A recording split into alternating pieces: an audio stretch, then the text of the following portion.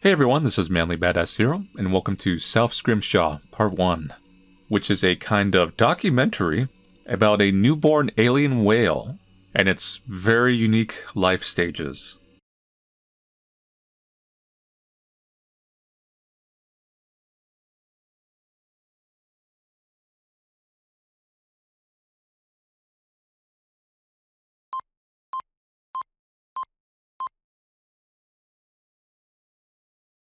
Studio Mongoose. Corporation for Earth Media.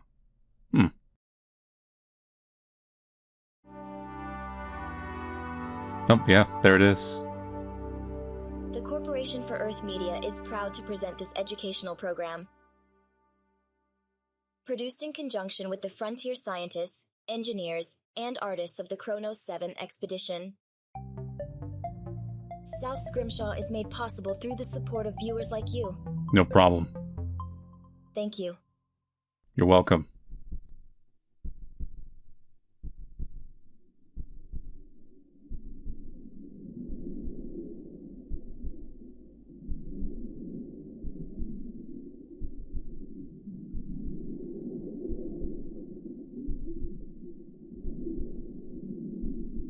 Hot sunlight shines through the veined membrane of an aquatic egg. It was once carried in deeper, cooler waters of a more northern latitude. Now it bobs freely in a subtropical shallow. The consciousness dawning inside is prodded alert in discomfort. It is a male whale calf, stirring with a newfound awareness of body. This pod has held him for 17 months, nurtured his development from a single fertilized cell. Now it can no longer support his life. The inflow of nutrients and oxygenated blood has ceased. A once comfortable cradle now pinches at his enlarged form. Pushed onto his own faculty, a suffocating urge to thrash wells up inside him. Yet he hesitates. A song booms from the world outside. The powerful low frequency vibrates through his whole body. With the certainty of deep imprinting, the calf knows who is calling. It is his mother. She is on the other side. He must join her. The shell containing him is now only a brittle husk, swollen with waste material and straining at the seams. Clumsy first movements form the start of the calf's motor awareness. The egg is evolved to rupture open along a central seam. A few thin cartilage bands are all that retain him. One more forceful effort and he will escape.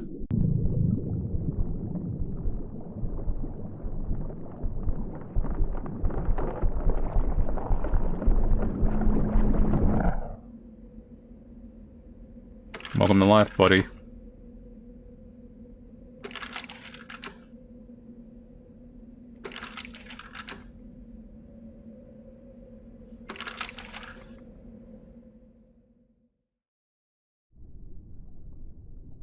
Technically speaking, the whale didn't hatch from an egg. Egg is something of a misnomer. While there are known egg-laying mammals, none of them are whales. So we can click this. Egg-laying mammals. There are 4 extant species of egg-laying mammal. They are Platypus. the platypus, Yeah. Then, you'll see it. the echidna, Yeah, I was basically like, Knuckles! the snorb, Yeah, you know, them snorbs. and the ribbon snore. And don't forget, yeah, you can't forget those ribbon snaws. They're all over the place. This whale species has a placental connection to the mother while developing. Birthing shell is the term currently favored in scientific journals when discussing this style of external womb. I was about to say, like, oh, like a mermaid spurs, but no, that's not quite it. The outer cartilage folds backwards, shrinking the space inside and expelling the contents outwards, creating pressure against the inner membrane until it finally pops. No, it looks kind of like a shark. The calf spills out into the open ocean. The mermaid's purse. world is a rush of sensory stimulation. The newborn is momentarily stunned limp. He comes to amid a dizzying flurry of life. Plants and protists tangle and snag his every movement. Small scavengers eagerly devour the cloud of waste. Plants unfurl and retract in almost animalistic locomotion. Foliage clings to the calf from above. He swims deeper to escape. His mother's song reassures him once again, but she is still nowhere in sight. Sponges, wharf biters, crustaceans and corals dangle from the plants like ornaments. Something solid grabs from below. His descent is halted. Huh. He's being lifted back towards the surface.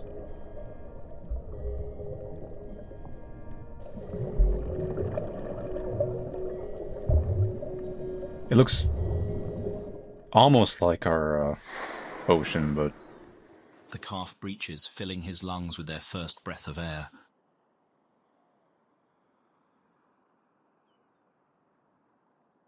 This is the breeding ground of his species. At the year's peak, this wide expanse fills with whales. Then why is there only one? But today our calf finds the surface empty, except for a very odd clump of plants.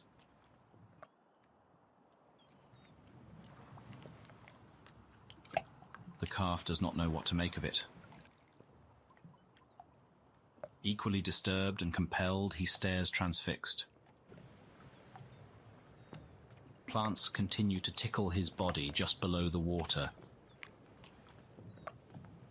A resident waterbug examines him with equal skepticism.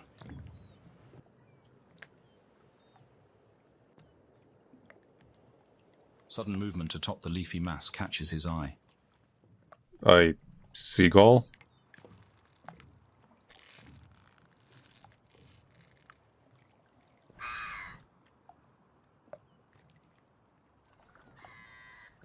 It's all too frightening for the little one. He retreats back under the surface. His overpowering instinct is to nurse, but he cannot. His exhaustion mounts and fear seizes him. He is lost. And as if sensing his weakness, tendrils begin to grasp at him. A vine lassos his fluke. There is no escape. In a final burst of strength, the calf fights, thrashing, tearing, and uprooting his attackers. A scent of blood enters the water. His mother cries a pained song to soothe him. The calf is hit with the sudden realization. The strange plants are not taking him away from his mother. They are his. The strange plant clod is his mother. I was wondering if it was like a corpse at first that was floating and just so overgrown. But I guess it is alive.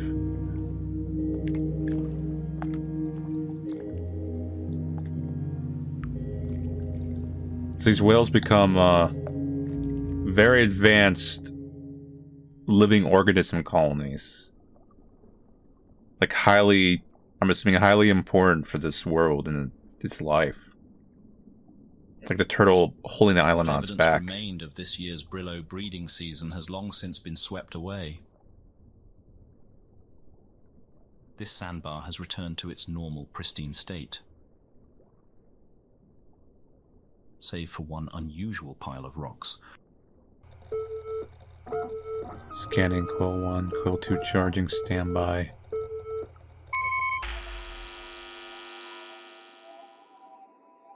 This is a stone dog. What's a stone dog? Somewhat like a hermit crab, this animal lives in a portable shelter of foreign material.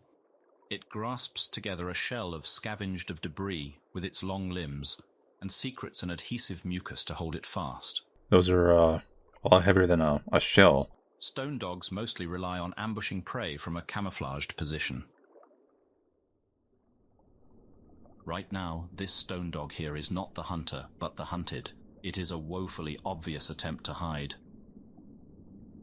as the predator stalking it possesses one of the sharpest minds in the ocean.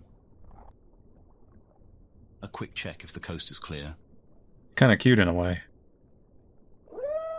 It isn't. Our whale calf wants to play, not eat. But from the stone dog's perspective, there's little difference.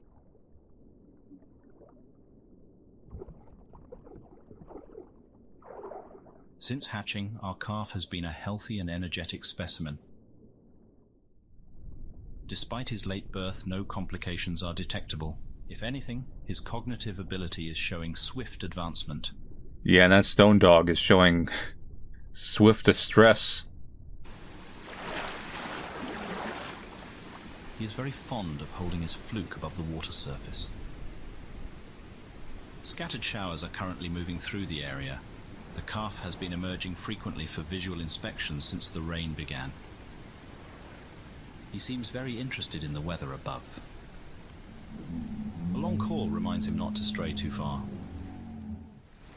Brillows have surprisingly keen vision above the water. The calf is quickly able to spot his mother. This is the farthest distance he has travelled from her. It is more than twice that of yesterday.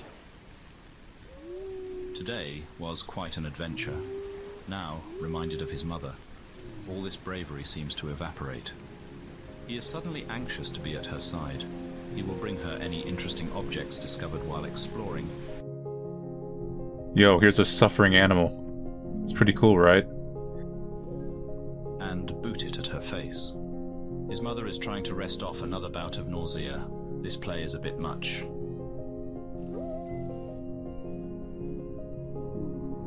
But these discomforts are trivial to the bond between mother and child.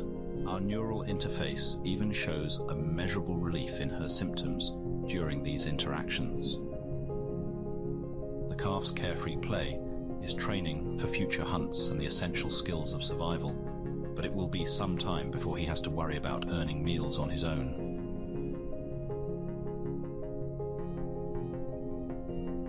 His mother's long, prehensile udders reach him through the thorny bramble. The milk he nurses on is thick as yogurt. Calves subsist on this fat-rich diet for 2 years, building up an insulating layer of blubber and the bands of spongy tissue for other organisms to burrow into. Here we arrive at what truly makes a Brillo whale such a remarkable specimen for study. Symbiosis of unrivaled complexity and variety. This female was initially selected for study due to her exquisitely beautiful exterior. The mammal is almost totally concealed within the undulating botanical mass. In cross-section, the distinction between whale and passenger is more visible. Cross-section?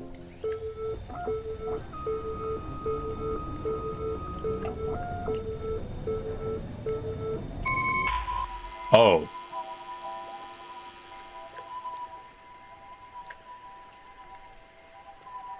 Unlike the stone dog shown earlier, this is not simply an external attachment of foreign material. Yeah, they're going right through the skin. The Brillo whale has an intimate connection to thousands of other living creatures.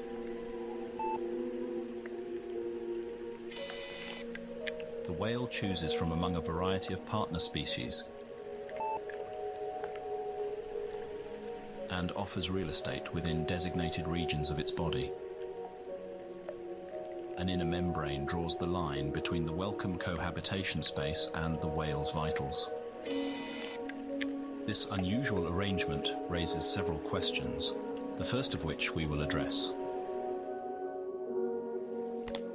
What is the benefit of living on a whale? Safety, transportation, constant access to flowing water and food. To help us illustrate the principle, we will be assisted with by a cat. Sea Bunny, or Sea Bun, to use its more common nickname. The South Scrimshaw team Done. has received very explicit direction from our producers, and we are to unequivocally clarify to viewers that the sea bun is not a real animal. Damn! The sea bun owes its creation to the original landing party of Kronos 5. Though the specifics are lost, The most convincing story is that it was something misheard over a shoddy radio connection. Oh, so you got the grass whales, but you don't got sea buns? As those early years recede into contemporary legend, it is important to remember that the tales of hardship told by the first landing party are not exaggerated. The pioneers were indeed isolated for 11 solar cycles, and it was not until the conclusion of the hostilities on Earth that the current biannual delivery schedule could be planned. Hostilities on Earth? The uncharted planet was a land of mysterious fauna and unknown environmental hazards. Various examples of sea bun It was a duels time graffiti. where technology seemed to suffer inexplicable malfunctions, while repair efforts were always undermined by a constant lack of materials, tools, and manpower. I really like that far right sea bun. It's got a lot of soul. The myth of the sea bun serves as caricature for the force of chaos, always at work when one's back is turned. Sea bunnies was a sort of shorthand for, I don't know what's wrong, it could be anything, including a cryptid. Is a sequel to this going to be about actual sea buns? Like I confirm it's real? Among our seniors who were present at the time, one likened the expression to "here be dragons" on medieval maps. Another drew a parallel with Murphy's Law. Somewhere along the line, either as intentional jokes or honest misunderstanding of colourful communiques, word of sea bunnies repeatedly escaped the planet in a way interpreted as fact by those off-world. Compounding this misinformation was a popular hazing ritual where new arrivals were assigned to catch a sea bun for research, usually being given a butterfly net and sent somewhere isolated and moderately dangerous. One of these days, these people are going to catch that sea bun. A unique culture planetside encouraged the escalation of this practice, until a few near disasters brought a legislated end to the budding tradition. I know you guys already understand the gravity of the situation, and I know there isn't malice behind these sort of pranks, so we will skip the part where I scold you like children. But understand that I'm mostly planet side. The brass isn't. They aren't in a position to understand how some FNG got sent on a literal wild goose chase and swept away by the tide. We were also lucky that the fishing boat was there to pick him out of the drink. This case is getting closed without any disciplinary actions. Helps that the kid is being a sport about. Regardless, I need everyone at your outpost to consider themselves on probation. I gave some personal assurances to secure this outcome, so my neck is on the line too. Some regards to... was saying the other day how you haven't seen your two for a while. Let's get some horseshoes in them before the weather cools. Regular infrastructure improvements have also blunted the disgruntled sarcasm towards occasional hardship. In recent years, the sea bunny is most defined by Will Voynich's cartoons. Oh man, a thing within a thing. Kids Wilderness is a monthly publication created and edited by Will Voynich, written and illustrated by Voynich and various contributors. Using friendly illustrations, it focuses on natural science, camping, and health and wellness. It joins the official Sunday newspaper as one of the planet's only 2 print publications. Voynich was originally a cartographer and among those first to land with Kronos 5. Children's literature only became a guiding passion after he discovered himself a soon-to-be father and realised how very little would be available for the new generation by way of age-appropriate entertainment and education.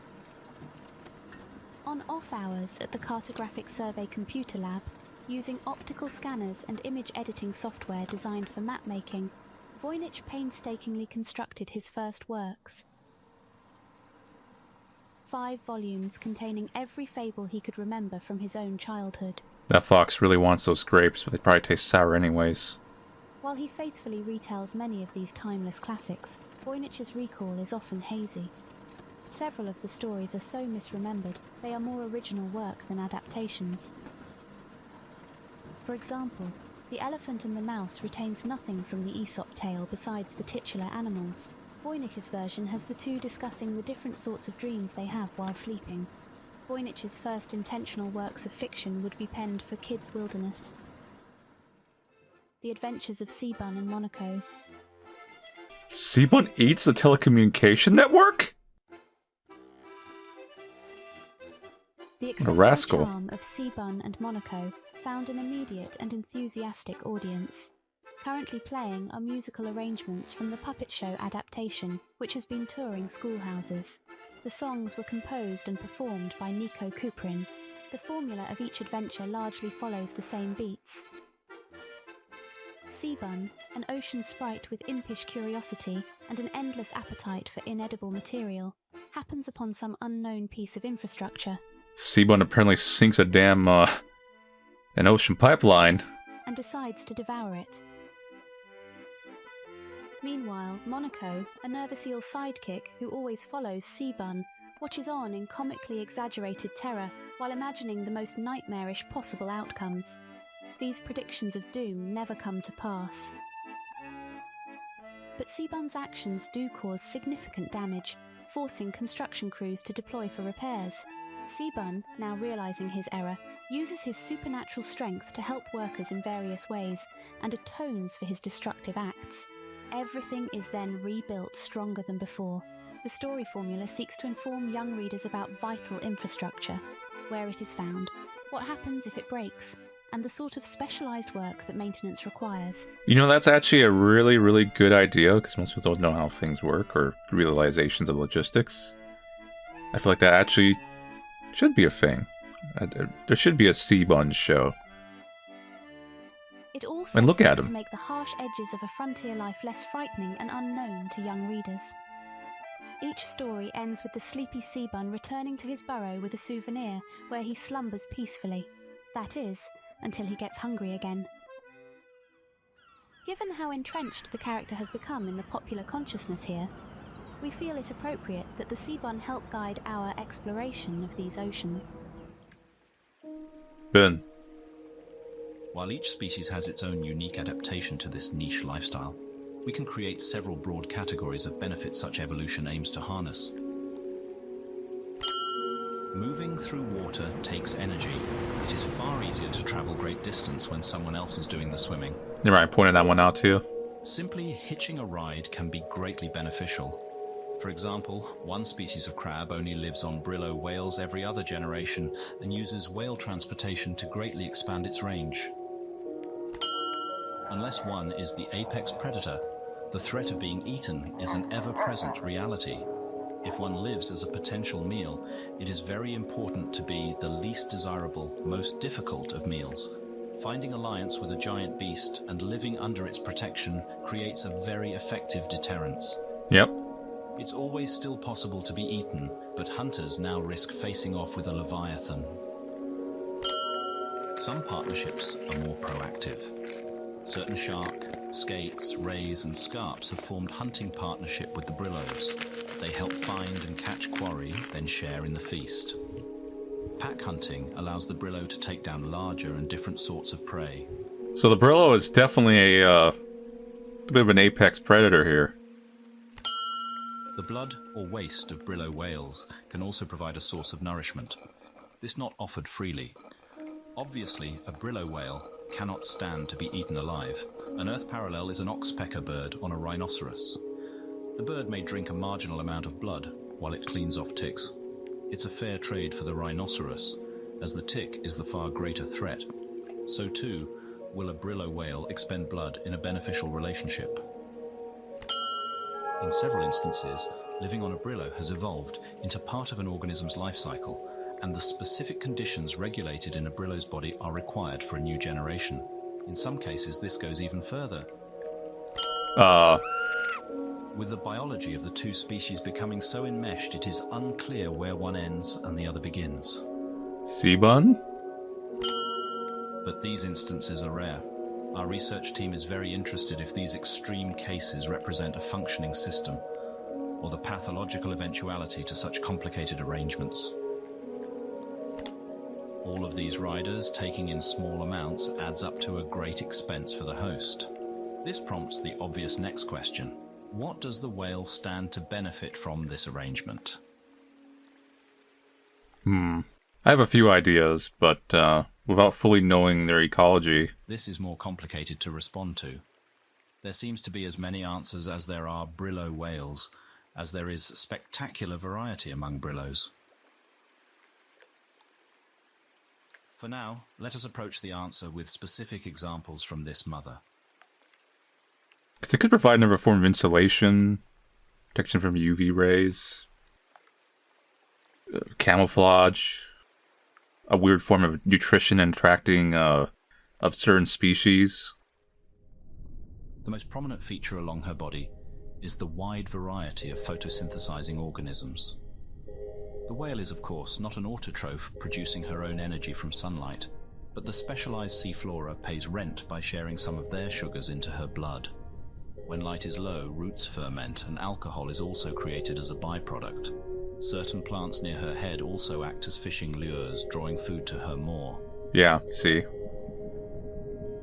While she may occasionally swim deeper, a partially plant-subsidized life has locked her within the photic zone, the upper aquatic layer where enough sunlight can sustain the leaves. Adult brillo behavior and biology is often dramatically influenced by their symbiotic arrangement. Here we see a blood trilobite. This is not an invited guest.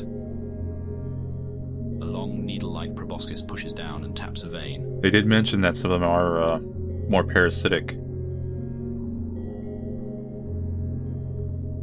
Drinking in great volume and offering nothing in return, it is a true parasite. This is a job for the vellum worm. Vellum worms fill their stomachs by grooming brillos of unwanted visitors. It is currently hypothesized that vellum worms distinguish the welcome from the attackers through smell and taste. Parasites have all been found to have elevated amounts of a bile-like brillo waste inside them. This mother brillo also has to worry about creatures browsing her lovely plants. Herbivorous fish attempt frequent raids on the leafy goods. This one is alone and quite oblivious. And quite dead. The vellum worm packs a powerful punch for larger animals. A neurotoxin-filled barb is shot into the fish's heart.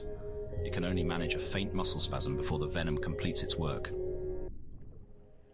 The brillo whale's strategy is called a symbiotic garden. It is an intentionally cultivated arrangement and a precarious balance of mutual reliance. When successfully maintained, the host becomes a morass of life. It is usually defended from attack.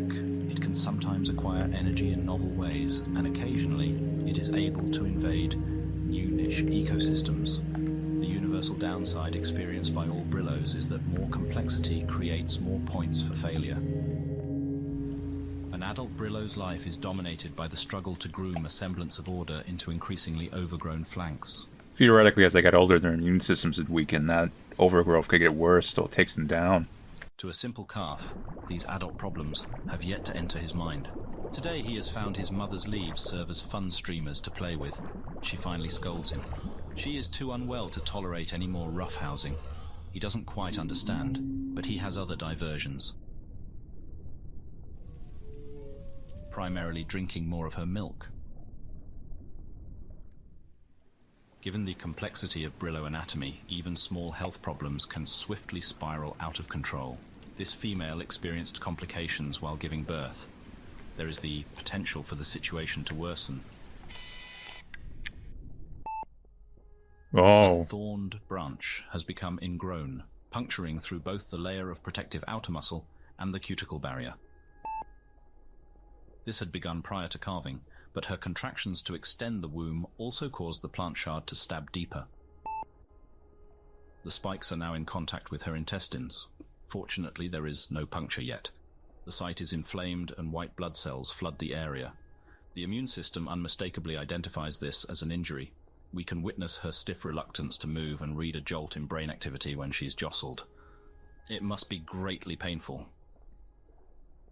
The greatest danger right now is a tear of the intestines, which would certainly be fatal. Pretty much inevitable. There is reason to hope. Our scans also reveal that she has recovered from a similar injury in the past. Perhaps brillos regularly endure such ghastly wounds. Perhaps it was the safety of the brillo herd which afforded her enough time to convalesce. Certainly her odds of survival will be boosted greatly if she is able to make the long swim back. For now, she is still well enough to care for her newborn, though doing so must be exhausting. Judging by several physical indicators, this is most likely her first calf. Those brillos who manage their gardens well can be extremely long-lived. Females can give birth as many as 8 times. That was a big question I had. Because it seems like it's a very stressful life. If the calf survives, one day he too might also cast his genes forward, his own minute fingerprint on the future's shape. Regardless of whatever metric of success we observers of an outside species might apply, his life will be led by the means it was forged, in the crucible of natural selection. But, for now, a rare moment of shelter.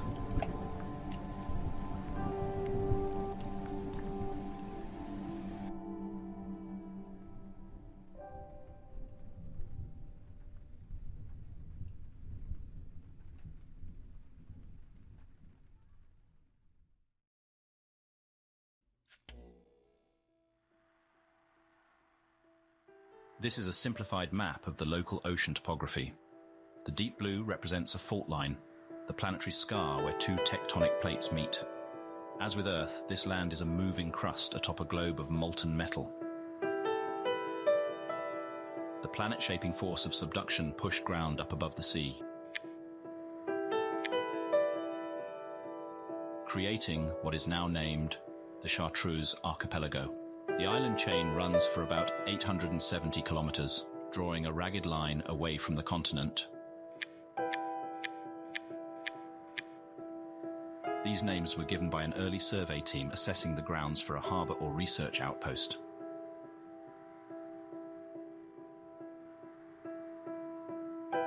The body of water created between the Scrimshaw Islands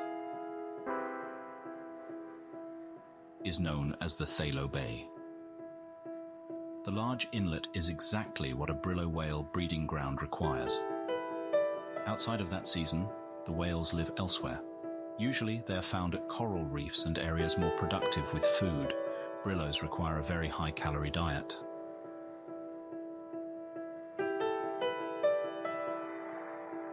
We now find our whales here, at the border to the Great Vathis Ocean.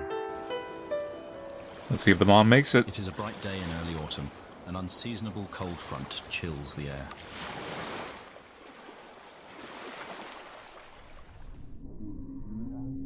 Below the surface, we find our mother, bracing for the journey. Judging by her mobility, her health has much improved.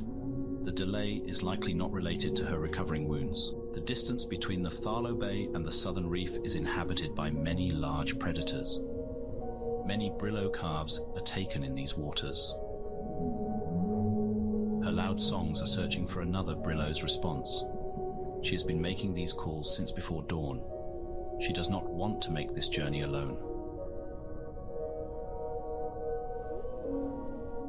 The calf returns with a fresh lungful of oxygen.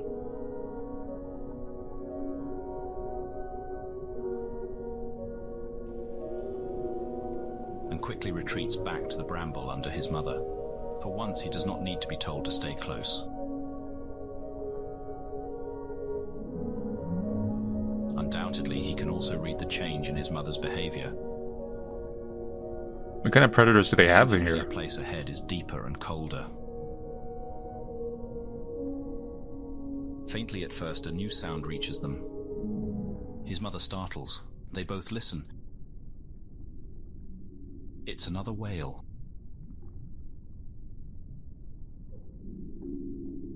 A brillo whale, and it is getting nearer. Our mother booms a reply back.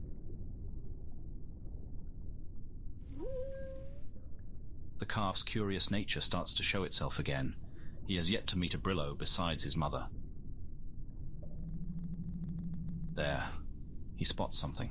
A large body begins to emerge from the hazy distance. It continues to approach, but the calf still can't quite understand what he's looking at. The calf's curiosity morphs into discomfort the closer it gets. Discomfort turns into outright alarm. He pleads to his mother in distress. She rebukes him in reply as if to say, "Don't be rude to the new neighbors." One cannot blame him for his confusion.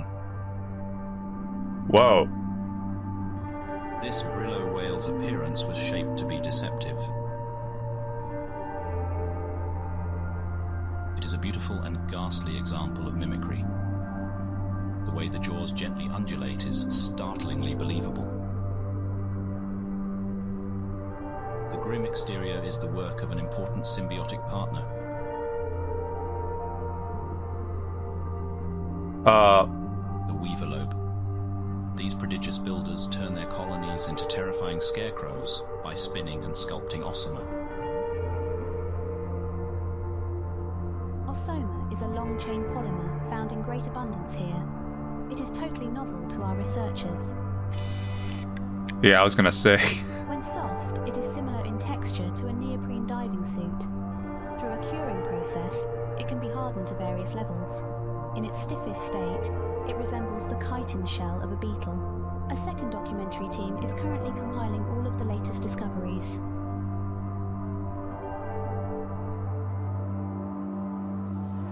Building bugs. This multi-part series will focus exclusively on the insect world, which sees far more divergent evolution from Earth species than vertebrates. Oh god, that's gonna be a terrifying series. The title refers both to insects that build habitats and the evolutionary forces which likely constructed such insects.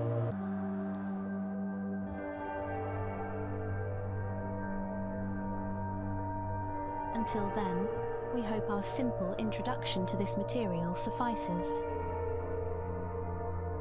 So you look like the, you look like a few different species, but I'm really unfortunately reminded of the one that eats the tongue. Water is channeled through the layered construction, swelling and emptying various pockets, creating animal-like locomotion. Our resident weaverlobe expert insists that the beastly facade before us here should have taken many decades to complete. It also seems unlikely that it was built from scratch on the whale's back. Perhaps if weaverlobes are able to relocate such structures, an established colony was simply carried on to the Brillo's back. Yeah, I don't think there's too much of a comparison to anything on Earth with this one. On that scale, anyway. And of that detail. Such a fearsome appearance does much to ward off predators. The reversed head may also help to confuse prey. We do not know why she was left behind, but this Brillo is a valuable addition to the ocean crossing. She too is a mother, looking to deliver her child to safety. It seems that all Brillo calves are quite shy around new acquaintances. I mean, when they look like that. Our calf growls to himself.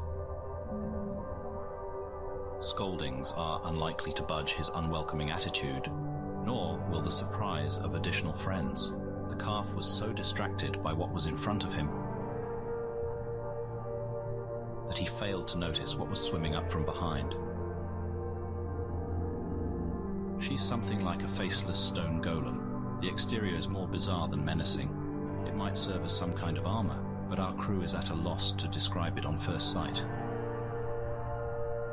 Like our Brillo mother, this whale may also have some kind of internal injury.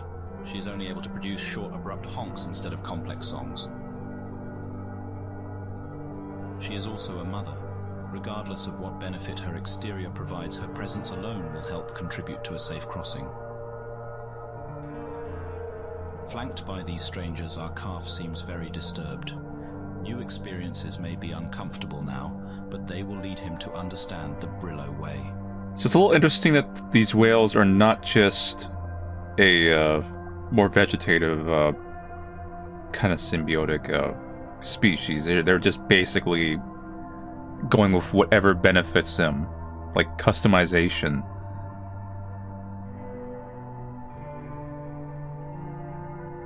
His mother jolts him forward with a shove of her branches. It is unlikely that more companions will show up, and there is no time left to delay. All following her lead, the 6 whales head out into the ocean to find their lost herd.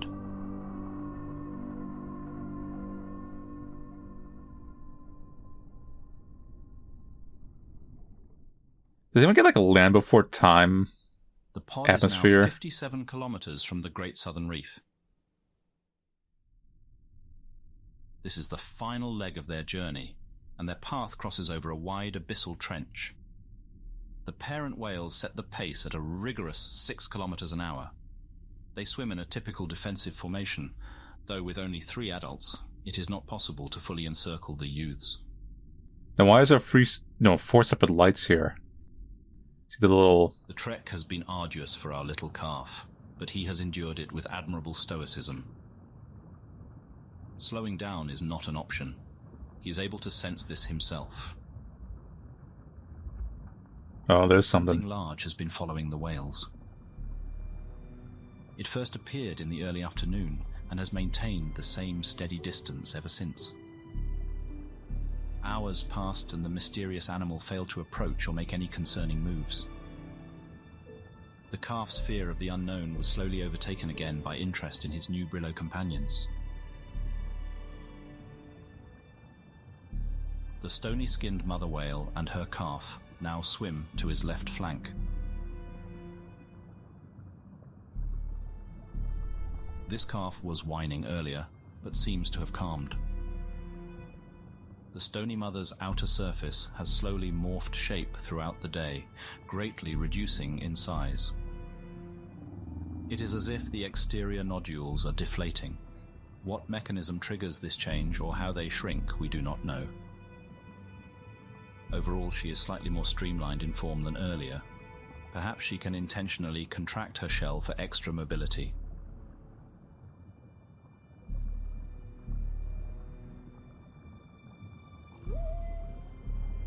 Our calf doesn't know what to make of her either. Below him swim the mimic mother whale and her calf, along with one of our semi-autonomous light drones. Wait, that's a drone? Since the autonomous side of this semi-autonomous drone has chosen to enter frame and spoil the shot, this seems an appropriate moment to talk about some of the machines used in South Scrimshaw's production. You know, I was pointing those out. I'm like, there's some lights there. Almost all of our remote-operated vehicles, ROVs, are surplus from the pacification war. When the self-appointed International Coalition declared Earth's intention to globally adopt the doctrine of resistance, they provoked the construction of a war drone fleet. An army of multi-purpose and single-purpose robots was fabricated in less than 5 days. Due to the brevity of the conflict, limited mostly between Earth factions, and the eventual unconditional capitulation offered, almost none of these war machines saw deployment. What is going on in your, universe's politics? Today, all can agree that avoiding a protracted land invasion, or an apocalyptic scenario such as kinetic bombardment, was a necessity. Today, these robots represent progress and optimism instead of death and coercion.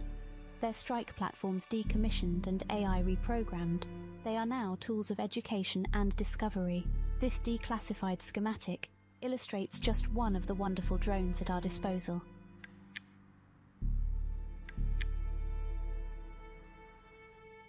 Huh.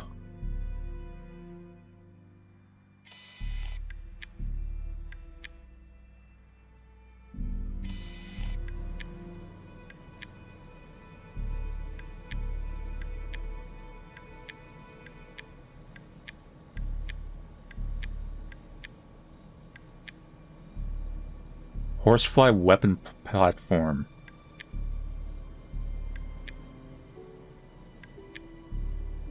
We thank the Kronos 7 leadership for their continued logistical support of our project. Swimming upside down is the most uncomfortable spot for a Brillo, and the mimic mother refused to take her turn until minutes ago. Her stubbornness may not be entirely unreasonable. While upside down, her disguise as a wide-jawed monster appears to fall apart.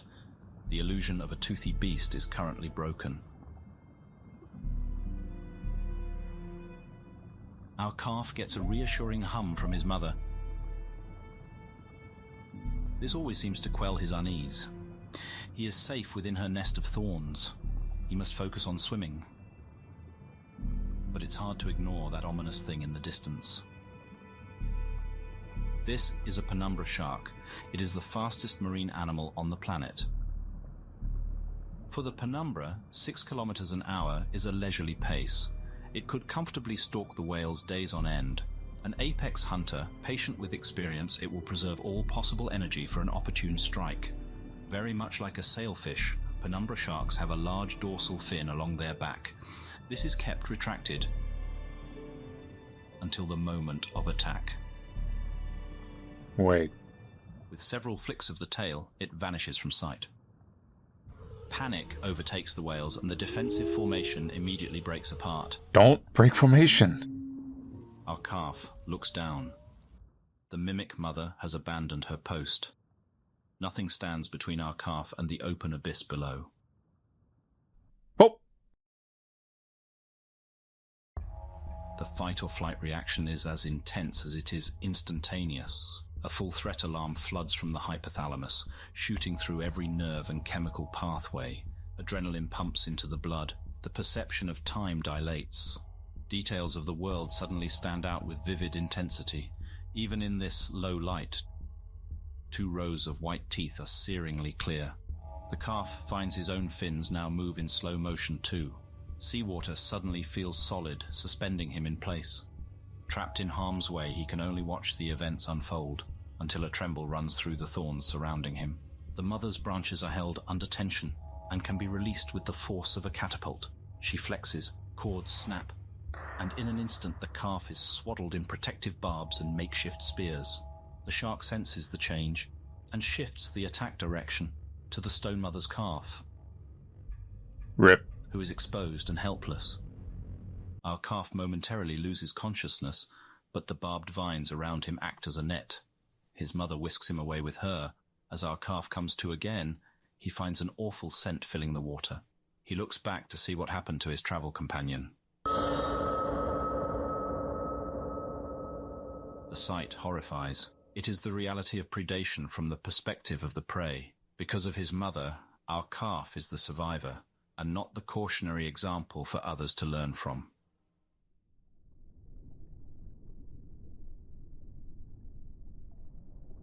Less than 20 kilometers remain until the reef and the safety of their Brillo herd. The mimic mother races ahead, leaving the weaker whales to their fate. The stone mother lags behind. Her movements are confused. She is still in a state of shock over the death of her child. Our calf struggles to follow. It is much harder to swim outside of a larger whale's slipstream. And his mother is falling far behind again. He races back to be by her side. The calf has been running ahead of her sight and then returning. The back and forth seem to coax his mother a little further each time. Oh no, the jolt of the, knocked on her end. But now her strength has failed. She cannot even lift her fins in response. Her old wounds were opened by the physical exertion to save her child's life. She will not recover. He whistles the familiar call to play. There is no more response. She has finally slipped from consciousness. She cannot remain with her calf any longer. He continues to press for a reaction. Desperation compounds the grief.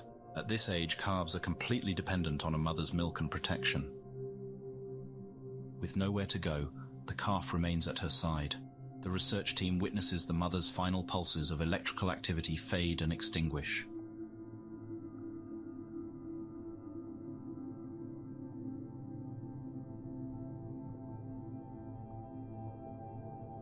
There is a long pause. 2 researchers start a heated discussion on the ethics of intervention. But before any consensus is reached, the argument is interrupted by a low rumble over the hydrophone. The stone mother never left the area. She watches our calf from a distance.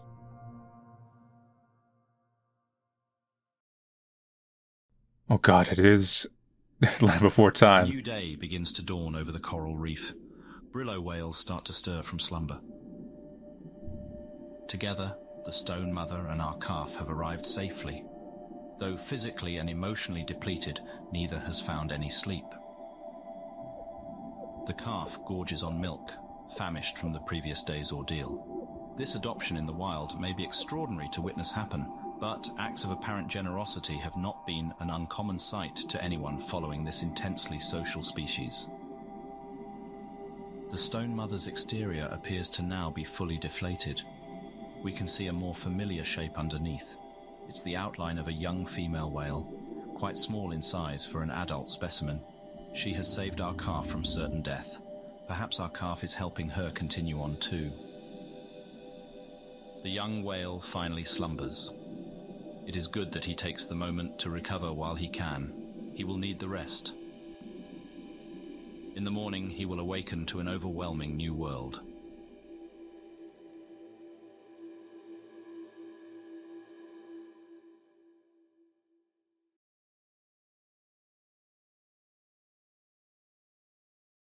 Chapter 4, Patterns. The miracle of Brillos is not that other creatures can live inside the whales. This sort of arrangement is not uncommon. You, the viewing audience, have countless residents inside your own body. Yeah, like that damn skeleton. An adult human is composed of approximately 30 trillion cells. An estimated additional 39 trillion microbial cells, bacteria, viruses and fungi live on and in the average person's body. Medical science has long understood the importance of the microorganisms within us and the role they play in good health. Interplanetary travel has elevated this research to the forefront of medicine. Alien atmospheres are a soup of microorganisms that Earth-raised animals have never encountered before. To the globe-hopping human, the radical change of biome is first felt in the gut, known as planetary dysbiosis, arrival sickness, or simply the drags. All off-world-born humans experience an immobilizing nausea soon after entering the new atmosphere. Even with the year-long acclimation program one undergoes in low orbit, the drags cannot be eliminated. Arrival procedure for all travellers includes a period of convalescence at Mercy Star Hospital. That plush looks oddly familiar. Dysbiosis symptoms last anywhere from 14 days to 6 weeks. The worst documented cases persisted for over a year and required intensive care. Pictured, limnologist and ranger first class Maria Ukichiro. Her 25-day recovery is documented as routine. In a message to Kronos Earth Branch cadets, RFC Ukichiro warns, "The initial headaches are too intense to get up and go to the bathroom. In the beginning, you'll mostly suffer on a bedpan. When food isn't coming up or out, you're forcing down a prescribed diet heavy in probiotics. I do mean forcing. The doctors require you to eat certain amounts every day, no matter how nauseated it makes you. Don't think that the kind nurses will let you skip meals either. Your spoon or their tube. Only thing you get to decide. The cuisine here is dominated by fermented and preserved foods. You can blame the past shortage of home refrigeration, state of the grid, whatever. Point is, when you inevitably smell yogurt or sauerkraut later, you'll feel violently ill and want to die. Damn, no, I love yogurt and sauerkraut. Every off-worlder goes through that. You'll get over it. See you soon, rookies.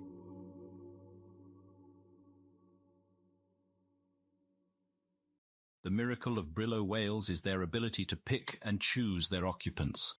Yeah, so I mentioned they customize. Our whale will now begin this process of selection. Providing a backdrop for the next chapter is another amazing marine animal whose colourful anatomy can construct whole ecosystems. Our Earth audience will find it a familiar species. It is the reef-building coral.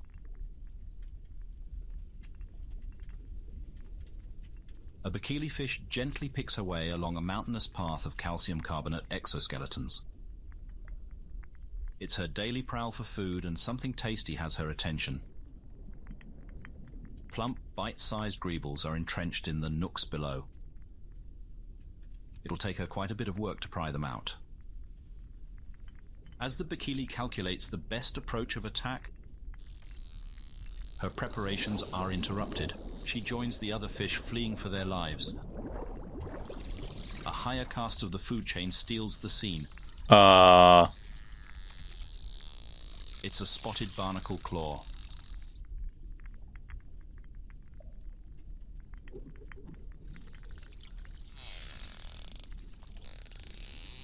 One powerful yank extracts the entire colony hiding below. Oh god, that thing's horrifying. Groans with dissatisfaction. This isn't a meal fit for a leviathan. They will continue browsing for something more substantial. Our whale watches the drama unfold from a safe distance, somewhat perplexed. It's even catching like eels and stuff. In the 6 years since we last rejoined him, the Great Reef has not run short of new surprises. From near and far, one can hear the calls of unknown brillows bounding off these cavernous walls. At least he still has someone familiar to rely on. His adoptive mother is usually out of sight, but never too far away. She has changed quite a great deal since we last saw her. Perhaps in response to the Penumbra shark attack, she has undergone a zealous application of eye spots to her figure. While not as outwardly apparent, our young whale's body has undergone an even more radical change. His skin layers and immune system have fully developed and are ready to host other species. This dermatological puberty is the crossroad. He must decide what sort of brillo he will become. How does a young whale make such a crucial decision? I don't know, have the C-Bun tell me. The choices are overwhelming, the combinations are infinite, and mistakes are fatal. One way to ensure future success is to replicate past success. Brillo youths find a welcoming adult and attempt to fashion themselves in their likeness. The older whale assists with offerings of seeds, eggs, larvae, and other materials needed to begin the garden. The younger whale remains close for the years after, learning new behavior from the adult. So, this whale somehow got a parasite that gave it literal fork tongue? Oh god. Every option available to a young whale is desirable. These whales are actually a little more... They went from like being garden, kind of pretty gardens, to like horrifying. This old-timer is welcoming, but our whale is visibly uncomfortable. It isn't hard to imagine why. But on the other hand, another young brillo might happily accept this body plan. What shapes such individual preference? Realistically, there are far too many influences to chart, but from our limited data, there is one factor that stands out. We estimate that half of brillos choose to replicate their own mothers. Our whale displays this preference towards his biological mother.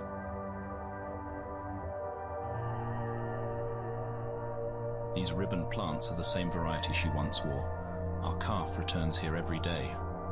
This one doesn't even look like a whale. But it is no use. This brillo whale is deceased. Nothing but a cleaned skeleton remains beneath the foliage. Almost nothing. Our optics technician noticed a strange blip while alternating camera modes. Zooming in and switching to infrared. Wait. Show an ordinary thermal image. As expected, the plants are close to the ambient ocean temperature, but after several seconds, the intermittent blinking resumes. This is an older model IR strobe, typically worn attached to the helmet or vest for identification in emergency situations. Upon retrieving the device and referencing the serial number, we can confirm this deceased whale was the first brillo ever encountered by humans. The story dates back to the early days of Outpost Zeta's construction. A fishing boat captain ignored an ominous weather forecast and went to sea collecting crab traps. Conditions deteriorated faster than his optimistic assumptions. The boat was smashed by a wave while returning to harbour. In the aftermath, 2 deckhands were found missing. Lodestar 1, a heavy aerial command ship able to withstand the violent winds, took off from Vajrapani Airport to begin the search. Scanning the roiling wave below, aided by GPS tracker and IR beacons, the 2 shipmates were located. They were together and clinging for their lives to some unidentified debris. The airplane circled in the turbulent sky above, tracking the men until a rescue helicopter could arrive. After further storm-related delays, RRH-307 Kingfisher launched, flying low to keep beneath the still formidable clouds. The following are archive recordings from that day. 307 Kingfisher. Go. 307 Kingfisher, we've updated your arrival coordinates. Confirm you've received. Solid copy, Lodestar. Received. Briefing said our guys were hiding in a cave. Is there a PIW? Negative. Survivors are inside some kind of raft. It's the raft that's now moving. Is the raft a whale? Roger. Okay, got eyes on it now. Visual on the survivor, Captain. Altitude. Altitude. I see him. Gonna bring it close as I can. Our guy won't be swimming far with these waves. Altitude. Altitude. Copy that. Almost directly over him. Forward 15 feet. Hold. Holding. Rescue diver checklist complete. Sending him down. He's in. Video link is live. Heads up, Kingfisher. A couple big waves are headed your way. About 20 seconds. Copy. I think he'll make it to the raft before the swell hits. 10 seconds. Almost seems like the raft is moving towards him. They're pretty scary. Kingfisher? What's your status, Kingfisher? Respond. Yeah, everyone's all alive for now. If it was gonna eat him, it would have done it already, right? Let's get them in the chopper before we find out. There's another one. Great. Lodestar, any thoughts? Felix, I don't think there's any protocol for this in the handbook. Cap, hold steady for a moment. I think they're coming to us. Hey, can we keep him, Dad? If you want to see Monster, then you'll have to feed and walk it yourself. Oh, shucks. You think I'm not old enough to care for a pet? Diver's headed back down. Second rescue in progress. 307 Kingfisher. Lodestar is peeling off. Good work down there. Much obliged, Lodestar. We'll include you in the highlight reel. Thanks. Hey, and CC that footage to the bio nerds too. I bet they flip. The bio-nerds, here referring to scientists of Station Zeta Laboratories, soon received copies of this material. I feel like you sound a little bitter on that bio nerds thing. They did indeed flip.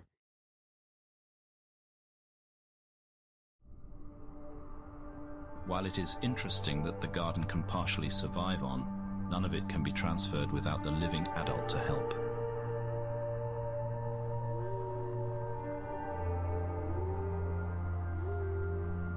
Our whale must find comfort in the familiar scent and touch. However, time spent on what he cannot have is time wasted. Waiting too long to start a garden could bring other health complications. He will have to move on. Our whale goes on a search for another plant-based Brillo. For reasons unknown, such Brillos are conspicuously absent this season.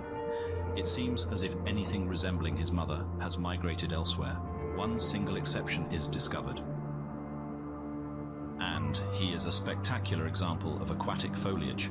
The shaggy coat is as full and beautiful as the late mother's, but not all Brillos are welcoming.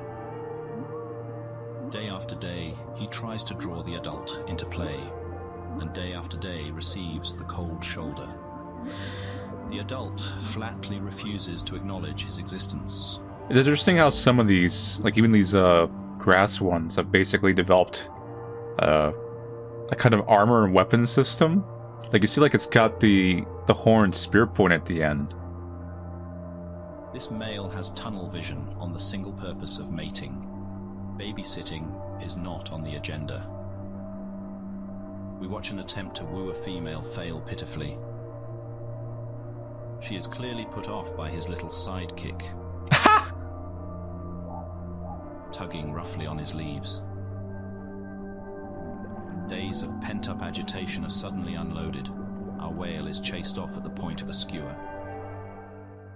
It may feel like a painful sacrifice, but a plant body is not an option. There's a dizzying amount of other choices remaining, and one of them will have to do. Another morning dawns. Don't go down the crab route. Everything becomes crab at the end. The nocturnal animals have returned to slumber, and the frantic energy of diurnal animals resumes. For our researchers, every day following the whale is a journey into an uncharted wilderness. Only a small fraction of the species here have been recorded, and there is so much inexplicable behavior to document. This ocean is like pure hell, even by most ocean standards. Like, what's that, a spearfish shrimp? Recent discoveries have centered on the varieties of coral present. The reef itself is now understood to be a multi-layered structure. The Great Southern Reef is a fringing reef. The inhabitants can be categorized into 3 zones based on depth. The unique character of the Southern Reef is owed to the spire coral, which lives across all 3 of these zones. Spire coral can survive at the lowest depths, where it faces little competition.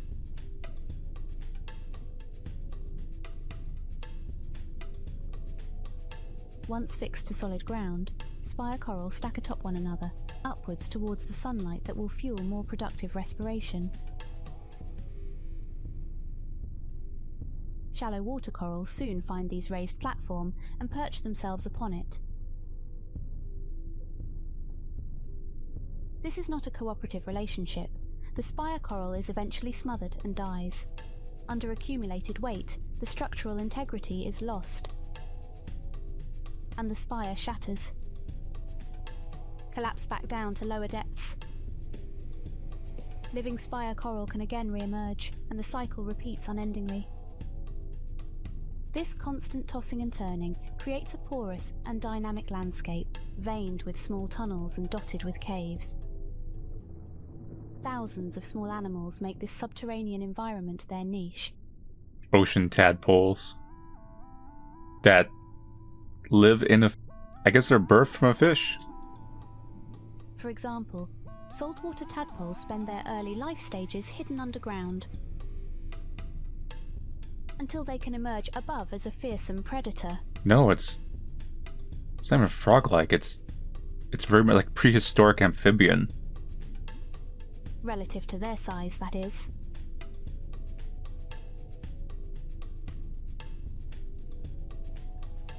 Progress and knowledge march forward through tireless work, but we often share in our young whale's bewilderment. Who is this? What is on his head? I don't even begin to know. What is going on? We do not know. Our whale runs away, and we simply follow. One afternoon, it seems our young whale's persistent searching has been rewarded. A loud song heralds him from the distance.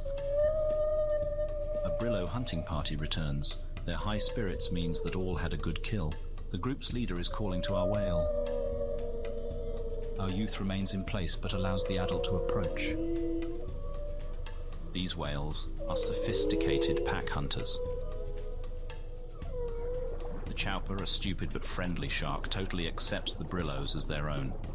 The chopper really looks like a meme cutesy art shark. Compared to the painful transmogrification other Brillos endure, this silky costume is minimally invasive and provides maximum returns. And it's a plant. This successful symbiosis strategy is limited only by the pack's willingness to share it with others. An open invitation from the leader is a golden opportunity. Something isn't right.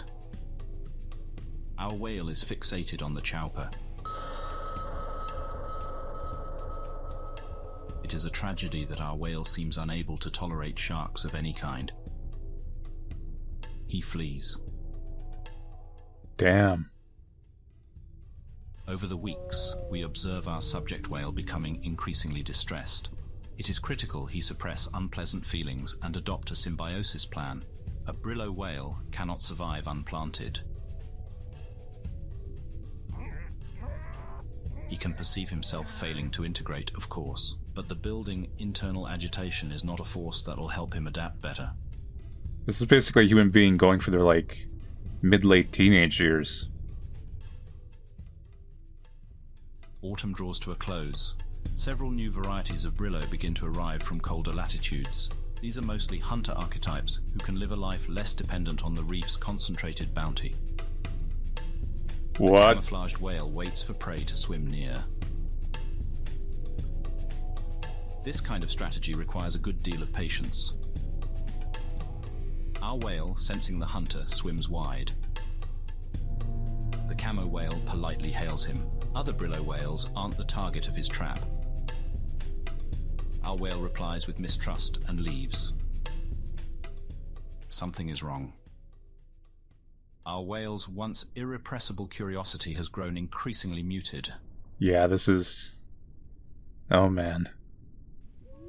Even wonders like bioluminescence provokes no reaction. I feel like this whole story is a little bit relatable to, like, a lot of modern people. These lamplighter fish are practicing their jousting in preparation for the annual mating competition. The event is soon. It's only a one-night affair, and they will all die immediately afterwards. We think it would be quite the enriching spectacle. But the fish seem to be of no interest. Our research objectives all involve how a planted Brillo changes gene expression throughout its life. An unplanted whale is no use to us. There is a fear that our biometric implants have been invested on a losing whale. When a gene pool is too small, there is no way for a population to discard deleterious mutations. Without sexual recombination, offspring will have at least as much mutation as their parents. The errors simply accumulate. Muller's ratchet describes a process of irreversible decline, where each generation is one notch less fit than before. Can all the higher intelligence or wisdom of the universe provide salvation if one's very genetic code is winding down to destruction? The Kronos project is a late-hour rewrite of a complex genome. It is an attempt to engineer a viable escape from an extinction vortex. Humans, still a robust and healthy animal, are conscripted to provide a variety of labour, which our forebearers have grown too enfeebled and small in number to handle themselves. Wait, humans aren't the dominant civilization here, aren't they? Of course, we do not do this work without our own motivations. The fruits of this labour could change how we understand illness and ageing. I could be wrong, but I was trying to, like, read between the lines there. Our final objective, to fundamentally decouple our fate from natural machinations and assert the reins of technology, is still widely contested. In contrast to other human enclaves, the Constitution of Aria proudly allows this debate to take place in open forums. No, it could be. Humans could still... Well, how we think of humans might be gone. But before we can discuss contingency plans, our Brillo finally begins to break bad habits. This unknown youth has snagged a lamplighter and presents it now to our whale. Perhaps he was enthused to share his catch and our whale happened to be closest. Brillo interactions can be opaque, but these two have clearly hit it off. For once, our whale does not withdraw. He is proactively engaging instead of passively responding. So you're saying for someone to get out of, like, the spiral of depression, they have to find a friend? It's a much welcome scene, but it begs the question, what changed? What external factors could have contributed to a more outgoing posture? Did our cameras miss a life-changing event? Does this stranger seem less threatening than all the others? It is true that our whale, having been born outside the herd, has consistently lacked peer contact his own age. Young Brillos cannot transmit garden organisms between each other, so the interaction here probably feels less fraught than it might with an adult, who could permanently dose him with life-altering symbiosis. We hypothesize that juvenile Brillo association is a necessary prior step to adult interaction. Regardless of how correct this assertion is, it successfully buys our study additional time. The two whales spend the rest of the day playing, and are still chasing fish together when we leave them. Night falls, but our whale is not asleep. GPS coordinates show he's swimming somewhere. Is he going to go back to the 100 whale? As his aberrant behavior is still under scrutiny, the team moves to investigate. A spotlight is aimed overboard.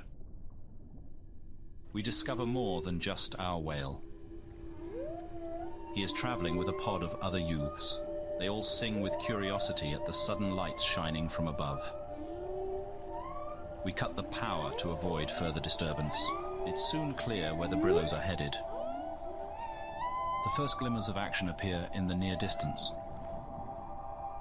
The night of the lamplighter fish has begun. The ocean starts to flash brilliantly as males battle for the attention of females. The weak are pierced open, spilling bioluminescence into the water. They shine with complete indifference to predators attacking. Known as predator satiation, there are simply too many to all be eaten.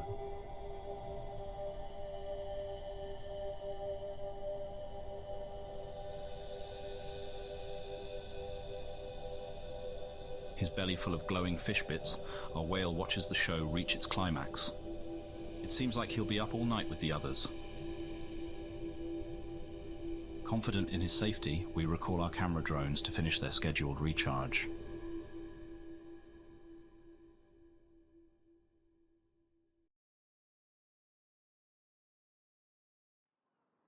By blocking wave activity, the barrier reef creates a wide lagoon behind it. The placid water stretches for several kilometers before being overtaken by a mangrove forest. Parts are so shallow that they become exposed to air at low tide. At high tide, other areas are deep enough for a troublesome young whale to get lost in.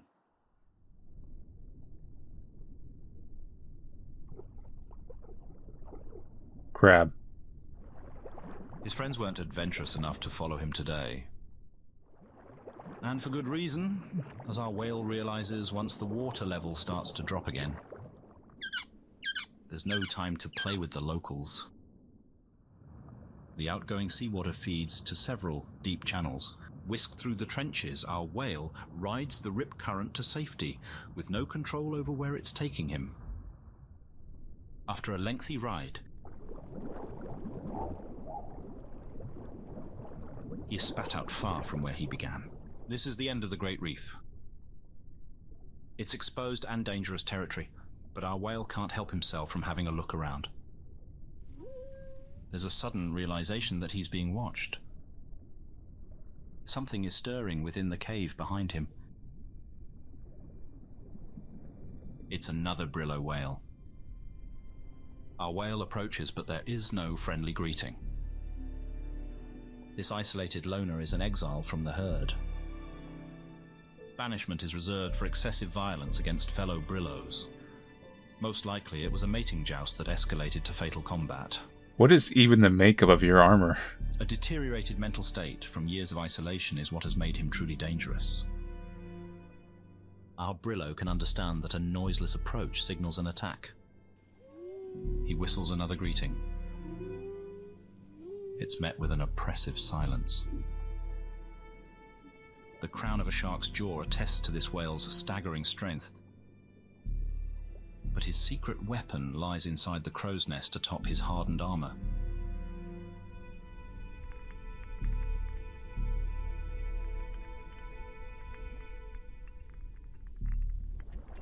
The Vorpix octopus wakes when it senses a kill is imminent. He serves the role of a hunting partner who swims in advance. Usually it latches over the eyes of prey and attacks with its serrated beak. But when prey is so pitifully weak, he prefers to spectate. Our whale is far from being scared. He's experiencing a whole other emotion. He knows. This is the one. This was unexpected. Abandoning caution, the calf sings and plays like he's found a new friend. Here's the other thing. The whale hates sharks really bad, and this thing looks like it's gonna, murder sharks. He goes in for a nuzzle, and the harsh exterior cracks. How long has it been since the old-timer experienced any warmth of companionship? Maybe having a little apprentice killer won't be so bad. He grunts, struggling to remember a song that isn't also a threat. This isn't the scene of bloodshed that the octopus wanted. You gotta kill him, whale. It seems he's witnessed this cycle once before, as he knows what must be done. This animal is negligibly senescent, meaning it expresses no evidence of biological aging. It's one of the only long-lived cephalopods that has not been culled. Our researchers suspect this octopus to be at least 4 centuries old, and cephalopods who survive so long possess a devious intelligence. The Vorpix presents our whale with a living piece of the armor plating. A quick feel for the soft spot. And the deed is done.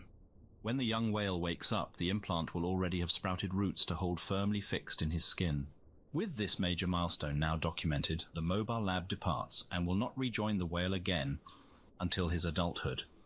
Implants will continue to transmit information about his physical development for a 20-year remote observation period. This also ends the documentary team's access to the whale and concludes the first phase of our project. Now, this is supposed to be a multi-part series. Are they going to go back for the whale, or is it going to go to the bugs? For us, raw data is far less compelling than first-hand observation of his body being reconstructed. 20 years is a long time for impatient humans to wait. When we do meet our whale again, it is hard to guess now what we might find. All the changes he experiences over 2 decades will be witnessed in a single moment. It should be nothing short of a complete metamorphosis.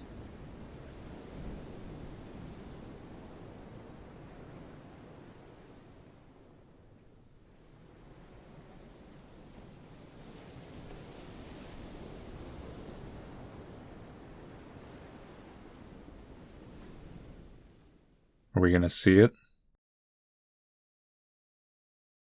This concludes South Scrimshaw Part 1. Nope. Please keep designated channels open for the transmission of Part 2.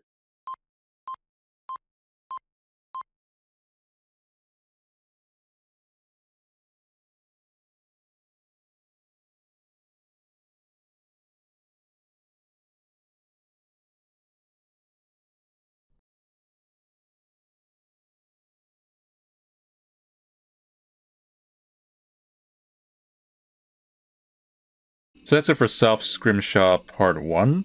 So I did look at the developer's thing here. So yeah, this Part 2 will be...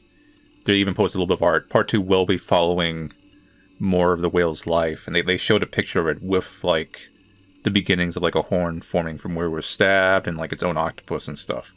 So this whale is definitely going down the kill them all sharks route. So I think it was actually a pretty well written... It's technically a visual novel. Like I said, it's made in a visual novel engine. It's just got enough a little bit of production behind it. You don't quite notice it. It looks kind of seamless. And it starts relatively grounded, despite being in an alien world. But then we kind of get a little more into it. It's like, oh, there's a little more fantastical with some of the customizations the whales were doing. Like, they were going all over the place. And then we also got some hints on, like, the way future society or whatever is going on. Like, there's some layers there that they're just hinting at, which I don't necessarily think you need to fill out. The whole fun is just imagining that this is like a kind of practical documentary. So I don't necessarily need to hear like, oh, this is what happened to the humans. Like, just hints or things, what, you know, touch upon here and there is fine. Although it would be interesting to see more. You know what this kind of reminds me of? I feel like there was a whole series, it might have been on Discovery Channel or one of those things. They did ones where they were about prehistoric animals, like dinosaurs or things like that. It was like CGI or whatever. And they did one that was like life after Earth or life after humans. And I remember one of them was like, octopuses will be the next civilization. Look how they swing from trees.